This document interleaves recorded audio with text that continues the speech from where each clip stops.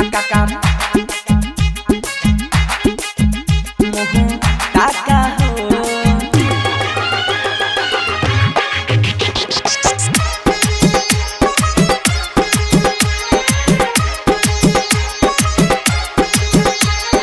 DJ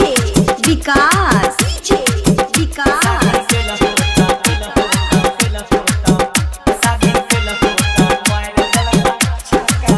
Akaka बेटा तोहरा मुँह ताका हो Akaka बेटा तोहरा मुँह ताका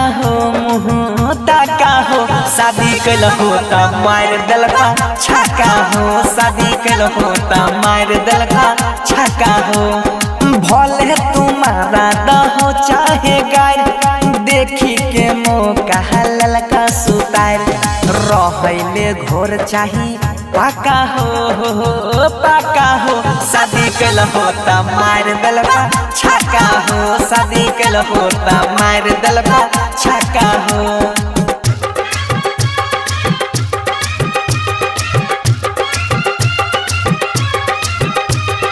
DJ Vikas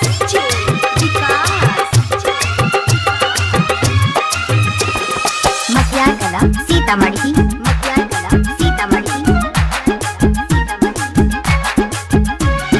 टोला मोहल्ला में ये कारण भेलू ना कोई दई रहा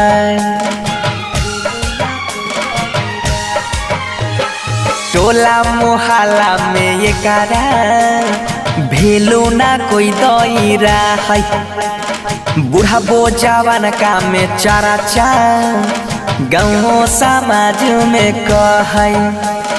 छोड़ी दहो जिद गोसा गरम जे छिए बापू दादा के धर्म अब देता नहीं कमाई के टाका हो हे हो काका हो शादी कैल होता मार दलका छक्का हो शादी कैल होता मार दलका छक्का हो Mixed by Bittu Yadav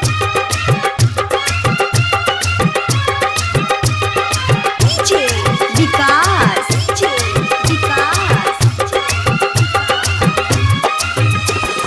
Matiagala Sitamarhi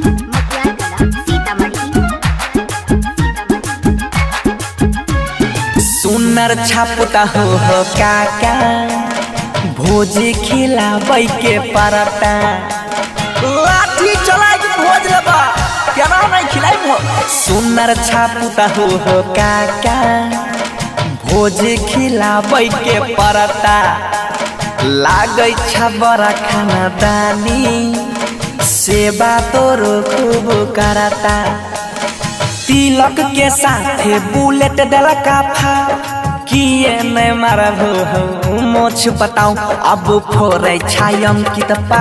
Raka हो सुना काका हो बियाह कैल होता मार दलका छक्का हो शादी कैल होता मार दलका छक्का हो Recording by RK